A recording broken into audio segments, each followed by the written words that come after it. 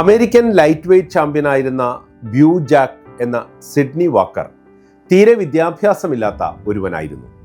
ചെറുപ്പത്തിൽ shoe polish ചെയ്താണ് ജീവിച്ചിരുന്നത്. ഒരിക്കൽ മത്സരത്തിന് പോകുന്നതിന് മുമ്പായി വാക്കറോട് ഒരു പത്രക്കാരൻ ചോദിച്ചു, ഓരോ പോരിനു മുമ്പ് നിങ്ങൾ പ്രാർത്ഥിക്കാറുണ്ട് എന്ന് കേട്ടിട്ടുണ്ട്, ശരിയാണോ? വാക്കർ പറഞ്ഞു, ശരിയാണ്. ആർക്കും മുറിവും ചതവും പറ്റരുത് എന്നാണ് ഞാൻ ദൈവത്തോട് പ്രാർത്ഥിക്കുന്നത്. പിന്നെ ഞാൻ പ്രാർത്ഥിക്കുന്നത് ഇതൊരു കൊള്ളാവുന്ന പോരാട്ടമാകണേ എന്നാണ്. റിപ്പോർട്ടർ വീണ്ടും ചോദിച്ചു, അപ്പോൾ ജയിക്കാനായി പ്രാർത്ഥിക്കാറില്ലേ? വാക്കർ പറഞ്ഞു, ഇല്ല. ജയിക്കാനായി ഞാൻ പ്രാർത്ഥിക്കുന്നു എന്ന് വിചാരിക്കുക. എന്നോട് ഗുസ്തി പിടിക്കുന്നവനും ജയിക്കാനായി പ്രാർത്ഥിക്കുന്നുണ്ടാകുമല്ലോ. ദൈവം അപ്പോൾ എന്തു ചെയ്യും?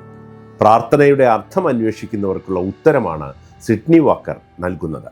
മത്സരമുഖത്തും എതിരാളികളോട് അദ്ദേഹം കാട്ടുന്ന ബഹുമാനവും ആദരവും മാതൃകയാക്കാവുന്നത് തന്നെയാണ്.